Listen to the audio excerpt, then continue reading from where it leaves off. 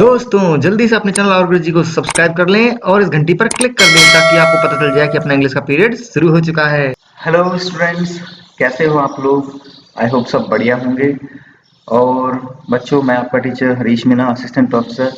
अब मैं पोस्टेड हूँ दौसा पीजी कॉलेज में। तो बच्चों, आज हम लोग एक पोएम और करेंगे, शैल आई कंपेयर दी। और ये है एक्चुअली राजस्थान यूनिवर्सिटी के सिलेबस में। वैसे तो बहुत ही सिंपल और फेमस पोएम है, और ये तो आपको लगभग मोस्ट ऑफ द यूनिवर्सिटी के सिलेबस में मिल ही जाएगी, है ना। तो वैसा कुछ नहीं है कि सिर्फ राजस्थान यूनिवर्सिटी के सिलेबस में, ये तो आपको मोस्ट ऑफ द यूनिवर्सिटीज के सिलेबस में मिल जाएगी। तो बच्चों, हम लोग ये स्टार्ट करते हैं। So this famous poem was written by William Shakespeare. तो ये पोएम किसने लिखी है? ये विलियम शेक्सपियर ने लिखी है। ठीक है। विलियम शेक्सपियर 1564 में जन्म हुआ और 1616 में डेथ हुई इनकी। तो ये बहुत ही फेमस राइटर रहे हैं। इनका तो इंट्रोडक्शन में मुझे देना नहीं चाहिए, परंतु क्योंकि ये जनरली पोएम फर्स्ट ईयर के सिलेबस में होती है, तो बच्चों को समझाना जरूरी होता है कि विलियम शेक्सपियर कौन थे, क्या थे, है ना। तो थोड़ा आपको आइडिया होना चाहिए इस बारे में। तो देखो, जैसे बताया मैंने, 1564 में जन्म हुआ, 1616 में डेथ हुई। तो विलियम शेक्सपियर बोल सकते हो इंग्लैंड के, यानी इंग्लिश मतलब सबसे इंग्लिश लैंग्वेज के बोल सकते हो, या इंग्लैंड कंट्री के सबसे बड़े राइटर्स में से हैं। स्पेशली ड्रामा राइटर सबसे बड़े थे, इवन पर पोइट्री भी इन्होंने बहुत सारी लिखी है। इन्होंने पोइट्री में स्पेशली लिखा है सॉनेट्स। क्या लिखी हैं? सॉनेट्स। सॉनेट्स होती हैं 14 लाइन की एक पोएम, जिसको सॉनेट बोलते हैं। तो इन्होंने सॉनेट लिखी है। कितनी सॉनेट लिखी है? 154 सॉनेट लिखी है। टोटल 154 सॉनेट लिखी है इन्होंने। और इनकी ये 154 सॉनेट्स में से आप बोल सकते हो 126 सॉनेट तो किसी एक व्यक्ति है जिसको WH नाम दिया गया है। अब ये WH कौन है पता नहीं, इसका फुल फॉर्म क्या है पता नहीं। बहुत से लोगों ने अलग अलग गैस किए हैं कि ये वो हो सकता है, ये वो हो सकता है, बट कंफर्म कुछ नहीं पता। तो हम इसे WH ही मानेंगे। यानी 154 सॉनेट्स में से 126 सॉनेट तो इन्होंने किसी व्यक्ति, कोई जवान लड़का है जिसका नाम WH है, उसके लिए लिखी है। तो आज हम जो सोनेट पढ़ने वाले हैं ना, ये सोनेट है 18वें नंबर की। क्या है? 18वें नंबर की सीरीज की। तो मैं आपको बता दूं कि ये WH के लिए शुरू में 1 से लेके जो 17 सोनेट लिखी ना, उनमें जो शेक्सपियर हैं वो उस WH व्यक्ति, जो यंग मैन है, उससे गुजारिश कर रहे हैं कि भाई तुम शादी कर लो, यानी यू शुड गेट मैरिड, और साथ में बच्चे पैदा कर लो। इसके लिए गुजारिश कर रहे हैं, इसके लिए मना रहे हैं उसको, स्टार्टिंग की 1 से लेके 17 सोनेट्स में। और जो ये 18वीं सोनेट है ना, यहाँ से उन्होंने एक्चुअल में अपनी थीम बदल दी है। यहाँ से वो क्या करने वाले हैं, उस यंग मैन की खूबसूरती का बखान करेंगे, है ना, उसकी ब्यूटी का प्रेज करेंगे, और साथ में उसकी ब्यूटी को कैसे वो प्रिजर्व रख सकते हैं, कैसे उसे इमोर्टल, अमर बना सकते हैं, कैसे संरक्षित रख सकते हैं, इसके ऊपर वो बात करेंगे। तो यहाँ से आगे पूरे 126 सोनेट्स तक बोलते हैं कि वो उस यंग मैन की खूबसूरती, टाइम, डेथ, इन सब के ऊपर बात करते हैं। और फिर उसके बाद में 127 से लेके उनकी 154 की बची हुई जो सोनेट्स बोल सकते हो आप, वो सोनेट्स जो है ना, बची हुई 28 सोनेट्स, वो सोनेट्स बेसिकली किसी लेडी के ऊपर लिखी गई। ठीक है, तो उस पर हम बात नहीं करेंगे। तो देखो, विलियम शेक्सपियर की जो सोनेट्स की विशेषता होती थी स्पेशली, और मैं बोल सकता हूँ पूरे एलिजाबेथन एज, क्योंकि देखो विलियम शेक्सपियर किस काल को बिलोंग करते हैं, लिटरेचर में काल पता होना बहुत जरूरी है। ये बिलोंग करते हैं एलिजाबेथन एज से। ठीक है, एलिजाबेथन एज मोटा मोटा देख सकते हैं। तो इनको अगर हम सिर्फ एलिजाबेथ जो रानी थी उसके रूलिंग पीरियड से काउंट करें, तो हम देखेंगे 1558 टू 1603 तक इनका, मतलब ये जो पीरियड था उसे एलिजाबेथन एज बोला जाता है, 1558 से 16। बाकी कुछ लोग इसको 1554 से 1602 भी मानते हैं। बट हम अगर सिर्फ एलिजाबेथन एज माने कि जब रानी एलिजाबेथ का राज रहा था, तो 1558 to 1603 would be better to consider it that age, है ना, ये बेटर होगा। तो 1558 टू 1603। अब इस पीरियड में जो पोएट्री लिखी गई, उस पोएट्री में आपको लव का एलिमेंट मिलेगा, ठीक है, ब्यूटी का मिलेगा, ठीक है, साथ में टाइम एंड डेथ, ये चीज मिलेगी कि किस तरह से टाइम एंड डेथ किसी को भी, चाहे इंसान हो चाहे नेचर हो, सबको मतलब किस तरह से खत्म कर देती है। प्लस आपको मिलेगा इमॉर्टेलिटी थ्रू राइटिंग। किसके द्वारा? यानी किसी चीज को अमर बना देना, किसके द्वारा? राइटिंग के द्वारा। ये चीजें मिलती हैं, यानी love, beauty, time and death and writing का इफेक्ट। ये एक्चुअली में बेसिक थीम्स रही हैं पूरे एलिजाबेथन एज के, मतलब इस पूरे पीरियड में, इस पूरे इरा में। ठीक है बच्चों, ये मोटा मोटी चीज पता चल गया होंगी विलियम शेक्सपियर के बारे में। तो हम लोग अब आएंगे अपने टेक्स्ट पर, जो हम पढ़ने वाले हैं आज, shall I compare thee to a summer's day. तो देखो, जैसे मैंने बताया 18वें नंबर की सोनेट है, और इस सोनेट में भी, ये सोनेट भी, क्योंकि जैसे मैंने पहले बता चुका हूँ 18वें नंबर की सोनेट है, यहाँ से उन्होंने थीम चेंज कर दी है। ये बेसिकली यंग मैन की ब्यूटी को प्रेज करेंगे, प्लस उसको प्रिजर्व करने की कोशिश करेंगे। तो देखो कैसे, shall I compare thee to a summer's day. तो सीधा सीधा वो पहले क्वेश्चन कर रहे हैं कि क्या मुझे तुम्हें कंपेयर करना चाहिए। दी मतलब यू, ओल्ड इंग्लिश में यू के कई फॉर्म थे, यू, यूर, जैसे आजकल बोलते हैं ना उसको, दी, दाऊ, दाई, ये सब बोलते थे ओल्ड इंग्लिश में।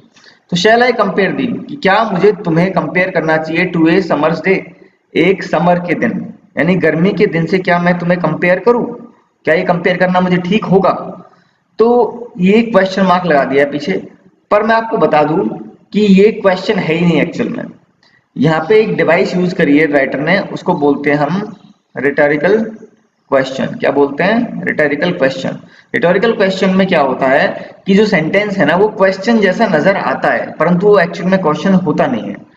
वो एक तरह का स्टाइल होता है जिससे लैंग्वेज को थोड़ा बड़ा चढ़ा के लिखा जाता है, और ये क्योंकि क्वेश्चन ही नहीं होता, इसमें आंसर खुद में ही होता है। जिस सवाल में खुद में ही आंसर हो, वो सवाल ही नहीं होता पहली बात तो इसमें एक्चुअल में आंसर खुद में ही है। तो राइटर सीधा सीधा ये बोलना चाहता है इस लाइन के थ्रू कि मुझे एक्चुअल में समर के दिन से कंपेयर करना ही नहीं चाहिए। वो सीधे ये बोल रहा है, परंतु कहने का मतलब है, जैसे कई बार हम बोलते हैं ना, हमारी कहने की स्टाइल होती है, अच्छा ये काम तुमने नहीं किया, मतलब तुम्ही ने किया है, परंतु ऐसे बोलते हैं ना, अच्छा ये काम तुमने नहीं किया, ऐसा होता है जैसे सवाल कर रहे हैं, परंतु नहीं, सवाल नहीं कर रहे हैं, बल्कि बोल रहे हैं, स्टेट कर रहे हैं कि नहीं तुम्ही ने तो किया है काम।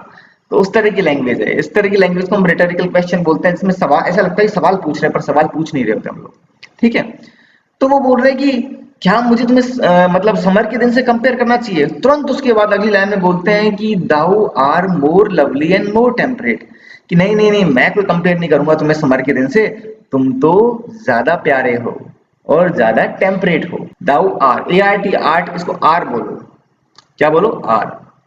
दाउ आर मोर लवली, तुम तो ज्यादा प्यारे हो, एंड मोर टेम्परेट, टेम्परेट का मतलब होता है कि जो ज्यादा ना गर्म हो, जो ज्यादा ना ठंडा हो। ये शब्द क्यों यूज किया राइटर ने यहाँ पे? तो देखो, पहली लाइन में वो समर के दिन से कंपेयर कर रहा है। अब समर का दिन तो कई बार ज्यादा जोर से सूरज चमकने लग गया तो गर्म भी हो जाएगा, कई बार मंद सूरज चमक रहा है तो ठंडा भी होगा। तो बैलेंस नहीं है ना, कभी ज्यादा कभी कम, कोई फिक्स स्तर ही नहीं है। तो वो बोल रहा है कि जो तुम्हारा जो है ना स्वभाव, अब आदमी के साथ में कुछ गर्मी सर्दी तो जुड़ी नहीं है, आदमी के अंदर स्वभाव है, कि तुम्हारा जो स्वभाव है, तुम्हारा जो बिहेवियर है ना, वो ना ज्यादा गर्म है ना ठंडा है, यानी तुम कैसे हो बिहेवियर से? टेम्परेट हो। इसलिए मैं तुम्हें समर के दिन से तुलना नहीं करूंगा। क्यों? क्योंकि समर के दिन का जो बिहेवियर है ना, वो पता नहीं कैसा हो सकता है। समर के दिन का बिहेवियर ज्यादा गर्म भी हो सकता है और ठंडा भी हो सकता है। इसलिए तुम ज्यादा बेटर हो, तुम ज्यादा लवली हो और तुम ज्यादा टेम्परेट हो, मतलब बैलेंस्ड हो, सौम्य हो। तुम्हारा व्यवहार ना तो कठोर है ना नरम है, बिल्कुल बीच का है और बिल्कुल परफेक्ट है। ठीक है। Rough winds do shake the darling birds of May. अब मई में खिली कलियां, मई में खिली कलियां। अब एक चीज और बता देता हूँ, समर के दिन से तुलना क्यों करी उसने? फिर भी आपने बोल विंटर के दिन से क्यों नहीं करी, है ना? क्यों? क्योंकि भाई साहब, हमारे यहाँ समर तो होती है झुलसा देने वाली, हम तो समर की बात ही नहीं करते, ना आए तो ही बढ़िया है ना? परंतु ऐसा होता है कि इंग्लैंड में समर के लिए तरसते हैं लोग। वहां पर गर्मी के दिन आते हैं थोड़े से, उनको रोशनी चाहिए होती है, सर्दी बहुत लंबी होती है। तो होता क्या है, समर के टाइम में वहाँ फूल पत्तियां सब खिलते हैं, वसंत ऋतु के बाद में, स्प्रिंग सीजन के बाद में क्या होता है, फूल पत्तियां सब खिलते हैं और मौसम बहुत सुहाना हो जाता है और नेचर की ब्यूटी निकल के सामने आती है।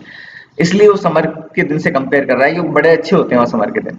तो उस अच्छे दिन से कंपेयर कर रहा है कि तुम तो, उस यंग मैन से बोल रहा है कि भाई तुम तो इस अच्छे समर के दिन से भी ज्यादा अच्छे हो, मतलब कह सकते हो। तो कारण मैंने बता दिया क्यों अच्छा है ज्यादा। ठीक है। अब rough winds do shake the darling birds of May. आगे वो बोल रहे हैं राइटर कि रफ विंड्स, यानी कि रफ शब्द, रफ का मतलब होता है कि बुरा व्यवहार। तो रफ विंड्स कैसी होती है? मतलब जो बहुत तेज चले, जो एक तरीके से चीजों को तहस नहस कर दें। तो rough winds do shake the darling birds of May. अब मई के महीने में खिली प्यारी प्यारी कलियां, उनको रफ विंड हिला के रख देती है, नष्ट कर देती है। ये रफ विंड्स वहां पे जनरली समर के दिनों में, सॉरी मतलब विंटर के दिनों में चलती हैं। तो बोल रहे कि जो डार्लिंग बर्ड्स ऑफ मे है ना, वो बेसिकली कुछ टाइम के लिए टिक पाती हैं, वो भी नष्ट हो जाती है। प्रकृति का कोप जो है, जब हवा तेज चलेगी तो उनको वो भी हिला के रख देगा, उनको सुखा देगा, मुरझा देगा, नष्ट कर देगा। तो कुल मिला के उनका टाइम भी सीमित है, एक तरीके से ऐसे बोल सकते हो। और यहाँ रफ विंड्स में पर्सोनिफिकेशन यूज हुआ है, क्योंकि इन्होंने विंड का व्यवहार रफ थोड़ी ना होता है, इंसान का व्यवहार रफ होता है, ठीक है। तो इंसान की तरह इंसान की क्वालिटीज दिखाई गई हैं पर्सोनिफिकेशन में। जब एक नॉन लिविंग थिंग या किसी जानवर के अंदर इंसान की क्वालिटी दिखाई जाए तो उसे हम पर्सोनिफिकेशन बोलते हैं, यानी कि मानवीकरण या व्यक्तिकरण, ठीक है। यहाँ क्या यूज हुआ है, यहाँ यूज हुआ है पर्सोनिफिकेशन। स्पेस की कमी है, थोड़ा सा समझ लेना, ठीक है। आगे देखते हैं। And summer's leaves has all too short it. और जो समर के दिन होते हैं ना बेचारे, वो भी थोड़े से होते हैं। हैथ, ओल्ड इंग्लिश में इसको हैव बोलेंगे, ठीक है। मैं सॉरी, आज की इंग्लिश में हैव बोलेंगे, ओल्ड इंग्लिश में हैथ बोलते थे। हैज होता ही था पहले पास्ट में, पहले ओनली हैव हुआ करता था, हैज तो बाद में निकाला है हम लोगों ने, है ना। तो summer's leaves have all too short it, कि भाई जो समर के दिन होते हैं ना वो बहुत थोड़े से होते हैं। तो वो बोल रहा है कि मैं यंग मैन तुम्हारी तुलना समर के दिन से इसलिए भी नहीं करूंगा। एक तो इसलिए नहीं करूंगा क्योंकि उसका कोई पता नहीं, कम ज्यादा हो जाए, तुम तो टेम्परेट हो। दूसरी चीज, मैं समर के दिन से तुलना इसलिए भी नहीं करूंगा क्योंकि वो बहुत थोड़े से होते हैं, कुछ दिन आते हैं फिर चले जाते हैं। बल्कि तुम्हारी जो ब्यूटी है, तुम्हारी जो यूथ है, तुम्हारा जो यूथ है, तुम्हारी फ्रेशनेस है ना, वो तो काफी लंबी है। वो तो मैं इमोर्टल मानता हूँ, अमर मानता हूँ। वो अभी आगे पता चलेगा आपको, है ना। अब देखो यहाँ पे एक चीज जो मैं बता दूं आपको कि समर के दिन, मैंने जैसे भी बताया आपको, इसका ये किस चीज का सिंबल हो रहा है, ये सिंबल है यूथ, जवानी का। ये है फ्रेशनेस, किसका, फ्रेशनेस का, ताजगी का।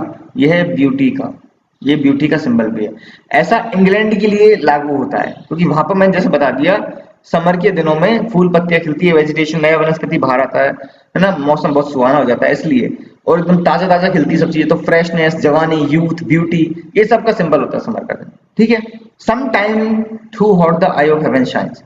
कभी कभी ऐसा होता है, राइट राइट बोल रहे, कभी कभी ऐसा होता है कि समर के दिनों में जो आई ऑफ हेवन है, यानी स्वर्ग की आंख है, स्वर्ग की आंख बोल लो या फिर आसमान की आंख बोल लो, वो कभी कभी बहुत जोर से चमकती है।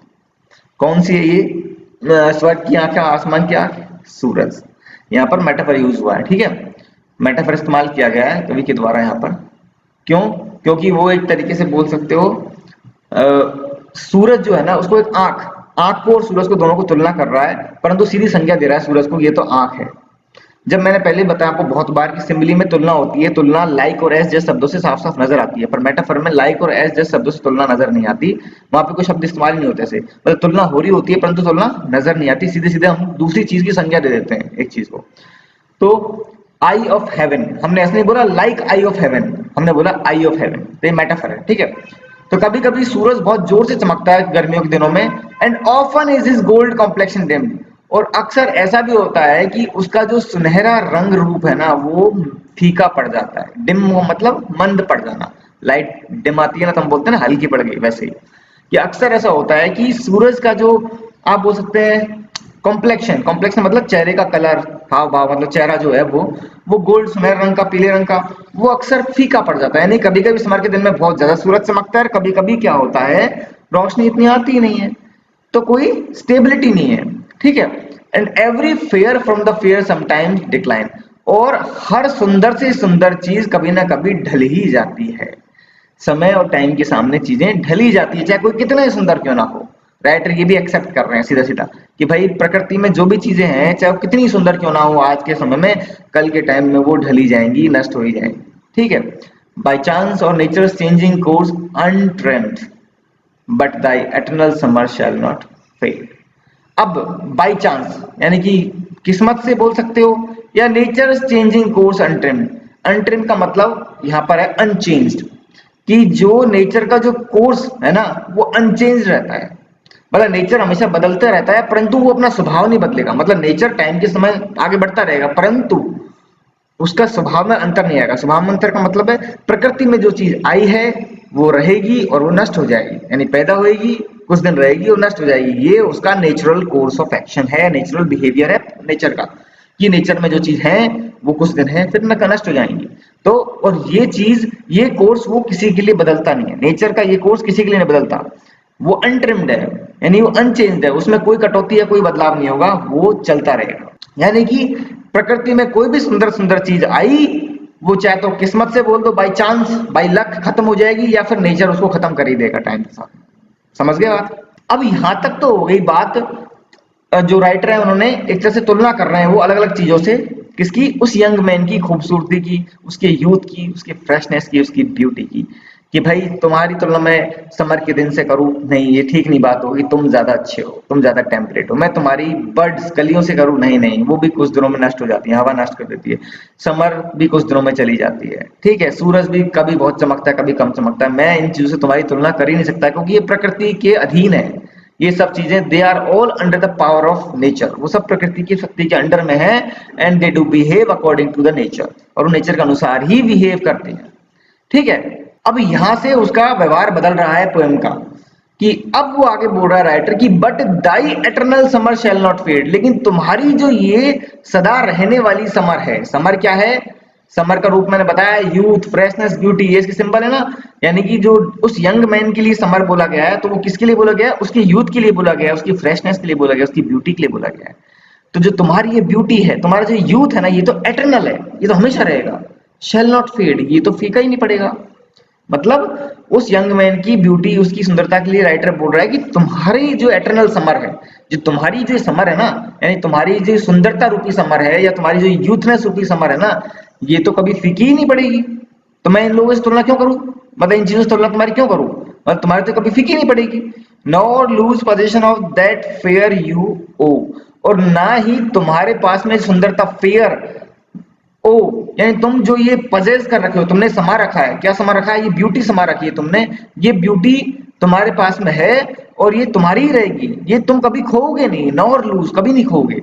यानी तुम्हारे पास में जो यूथनेस है वो कभी फीकी नहीं पड़ेगी, फ्रेशनेस है कभी फीकी नहीं पड़ेगी। तुम्हारी जो सुंदरता है जो तुम्हारे पास में है, पजेस करते हो, पजेशन मतलब अधिकार में होना, कि तुम्हारे पास में जो तुम्हारी सुंदरता अधिकार में है तुम्हारे, ये भी तुम्हारी रहेगी, कभी तुमसे छीनी नहीं जा सकती। Nor shall death brag you wander in his shade, और ना ही जो डेथ है ना, मृत्यु, वो इस बात पे घमंड कर सकती है, इतरा सकती है कि उसने तुम्हें अपने आगोश में ले लिया है। क्यों? क्योंकि मृत्यु कभी तुम्हें मार ही नहीं पाएगी। राइटर बोल रहे हैं मृत्यु कभी तुम्हें मार ही नहीं पाएगी, तो फिर वो ब्रैग कहां से करेगी? ब्रैगिंग, ब्रैग करना मतलब घमंड करना, दिखावा करना। हम अक्सर ब्रैग करते हैं ना, नई घड़ी खरीदी, दोस्तों के सामने जाकर ब्रैग मार रहा हूँ, अरे देख ये लाया हूँ, दूसरा व्यक्ति बोलेगा देख कैसे ब्रैगिंग कर रहा है ना। तो ब्रैग करना, ब्रैग मतलब दिखावा करना, घमंड करना। तो मृत्यु कभी इस बात का दिखावा नहीं कर पाएगी कि उसने तुम्हें अपनी शेड, शेड मतलब छाया में ले लिया, अपने आगोश में ले लिया, यानी उसने मार दिया तुम्हें, क्योंकि वो मार ही नहीं पाएगी, तो वो क्या दिखावा करेगी? When in eternal lines to time thou grow, ऐसा क्यों होगा? क्योंकि तुम तो मेरी अमर लाइन में समय के साथ में बढ़ते चले जाओगे। यानी मैं तुम्हारे ऊपर कविता लिख रहा हूं और मेरी लाइनें हो जाएंगी अमर, एटर्नल। तो इन लाइंस के अंदर तुम समय में क्या करोगे? ग्रो करोगे, बढ़ते जाओगे, समय में आगे बढ़ते जाओगे। लोग तुम्हें भूलेंगे नहीं एक्चुअल में। तुम इन लाइनों में समय के साथ में आगे बढ़ते जाओगे, तो मृत्यु तुम्हें कैसे मार पाएगी? क्यों? क्योंकि लोग तो तुम्हें याद रखेंगे आगे भविष्य में। सो लॉन्ग एज मैन, अब यहाँ पे लास्ट में दुआ है। विलियम शेक्सपियर की सोनेट्स में होता क्या है? 4 लाइन, 4 लाइन, 4 लाइन, क्वार्टरिन होते हैं। क्वार्टरिन मतलब 4 लाइन के स्टैंजा, 3 तो क्वार्टरिन होते हैं, और लास्ट में एक 2 लाइन का दुआ होता है, ठीक है। तो so long as man can breathe और आईज कैन सी, जब तक, राइटर लास्ट में क्लेम कर रहा है कि जब तक इंसान जो है ना वो सांस ले रहा है, सांस लेने का मतलब क्या है? जिंदा है। जब तक इंसान जिंदा है, एंड आई और आईज कैन सी, और जब तक आंखें देख सकती हैं। आंखें देखने का मतलब है कविता पढ़ पाएंगी, ठीक है। कि जब तक इंसान जिंदा है और वो कविताएं पढ़ रहा है, सो लॉन्ग लिव्स दिस, तब तक दिस यानी मेरी कविता जिंदा रहेगी। And this gives life to thee, और ये कविता तुम्हें जीवन देती रहेगी। यंग मैन के लिए बोल रहा है कि जब तक इंसान जिंदा है और उसकी आंखें देख रही हैं, मतलब कविता पढ़ पा रही हैं, तब तक मेरी कविता जिंदा रहेगी। And this gives life to thee, और ये तुम्हें जीवन देती रहेगी। क्यों? क्योंकि मेरी कविता के अंदर लोग तुम्हारे बारे में पढ़ेंगे, तुम्हारी सुंदरता को जानेंगे, तो ऐसे तुम हो जाओगे अमर। देखो मृत्यु होती क्या है बच्चों? मृत्यु क्या होती है? मृत्यु का मतलब होता है, आप बोलोगे सर किसी का फिजिकल एग्जिस्टेंस खत्म हो गया तो मृत्यु हो गई। नहीं, भौतिक अस्तित्व खत्म हो गया, फिजिकल एग्जिस्टेंस खत्म हो गया तो मृत्यु नहीं होती है। क्या महात्मा गांधी की मृत्यु हो गई है? क्या जवाहरलाल नेहरू की मृत्यु हो गई है? क्या भगत सिंह, चंद्रशेखर आजाद, हमारे ग्रेट मैंस पास्ट के, अशोक है ना, Ashoka the great and all जो भी थे पास्ट में, क्या वो सब मर गए हैं? नहीं मरे हैं। हम उनको मरा हुआ नहीं मानते हैं। फिजिकल एग्जिस्टेंस खत्म हुई है, एक संसार में एक एग्जिस्टेंस, उनका भौतिक अस्तित्व खत्म हो गया, परंतु वो मरे ही नहीं है। क्या हुआ है, वो तब मरते जब हम उनको भूल जाते हैं। कोई चीज कब मरती है, कोई चीज तब मरती है जब उसको लोग याद नहीं रखते। देखो, जो चीज, जो पीढ़ी भूल गई, मतलब एक जनरेशन किसी बारे में भूल ही गई, उनको पता ही नहीं कि पास्ट में कोई ऐसी चीज है, ऐसा कोई व्यक्ति था। जब उनको ये पता ही नहीं कुछ ऐसा था भी, तो इसका मतलब वो चीज खत्म हो गई है। एक कर्स ऑफ ऑब्लिवियन बोलते हैं इसको। क्या बोलते हैं? कर्स ऑफ ऑब्लिवियन, यानी कि भूलने का श्राप। क्योंकि जब किसी चीज को भुला दिया जाता है ना, तब वो सही में मर जाती है। सही मायने में कब मरती है? जब चीज को भुला दिया जाता है। परंतु अगर आप किसी को पीढ़ी दर पीढ़ी याद रखते हो, उसके बारे में जानते हो, तो वो चीज मरती नहीं है। तो वही चीज, उसके वही तरीका है जो राइटर ने अपनाया है कि तुम्हें लोग हमेशा याद रखेंगे मेरी कविता के थ्रू, इसलिए तुम कभी मरोगे नहीं, मृत्यु तुम्हें कभी मार नहीं पाएगी। अब बात समझ आए मारने का क्या मतलब है यहाँ पे, कि कैसे नहीं मार पाएगी? उस आदमी का फिजिकल एक्जिस्टेंस तो खत्म हो गया होगा तभी, वो WS तभी मर गया होगा। कैसे मर गया होगा? क्योंकि उसका शरीर नष्ट हो गया होगा, परंतु उस तरीके से मर गया होगा, इंसानों के थॉट्स में, विचारों में, तो वो कविता के थ्रू आज भी है। तो इस तरीके से वो अमर हो गया है। क्या हो गया है? अमर हो गया। जब तक ये कविता चलती रहेगी वो अमर रहेगा। ठीक है बच्चों, तो कविता समझ में आ गई? आई हो आगे होगी। नहीं आई हो तो आप कमेंट बॉक्स में मेरे से किसी भी शब्द, किसी लाइन का अर्थ समझ में नहीं आया हो ना, तो मेरे से पूछ लिया करो, ठीक है? और बाकी मैं इसका क्रिटिकल एप्रिसिएशन लेके आऊंगा उसकी वीडियो। तो क्रिटिकल एप्रिसिएशन में इसमें कौन कौन से और फिगर ऑफ स्पीच हैं वो सब मैं समझाऊंगा। अभी मैंने इसमें पढ़ाते वक्त मैं इतनी चीजें मैं सारी नहीं बता पाता हूँ, कई बार दिमाग में रहती है, कई बार भूल जाता हूँ, परंतु क्रिटिकल एप्रिसिएशन में फिर मैं सारी बताऊंगा ना, उसमें फिर बेसिकली मेरा फोकस यही होगा कि कौन कौन सी फिगर ऑफ स्पीच है, इसका एनालिसिस करेंगे हम लोग, ठीक है? तो वो वीडियो जरूर दिखा करो क्रिटिकल एप्रिसिएशन आप, तभी आपको पूरा क्लियर डिटेल में समझ में आएगा कि हाँ ये तो हमने समझ लिया, पर अब इसका स्ट्रक्चर कैसा है, अंदर क्या क्या चीजें छुपी हुई है कविता के अंदर। ठीक है बच्चों, तो जल्दी मिलता हूँ। Till then goodbye, see you soon, take care. और दूसरे बच्चों के साथ शेयर करना, है ना? स्पेशली अगर कोई बच्चा दौसा पीजी कॉलेज में से देख रहा है तो क्लासेस जरूर रेगुलर अटेंड करते रहो बच्चों। मैं वहाँ भी तो रेगुलर पढ़ाता हूँ, वहाँ भी आया करो और वीडियोस भी देख लिया करो, और दूसरे बच्चों के साथ में शेयर भी करो कि सर पढ़ा रहे हैं, आप ये वीडियोस आपके फायदे के लिए घर से देख सकते हो आप चाहे तो, अगर आपका आना नहीं हो पा रहा है तो। ठीक है, मिलूंगा जल्दी, गुड बाय।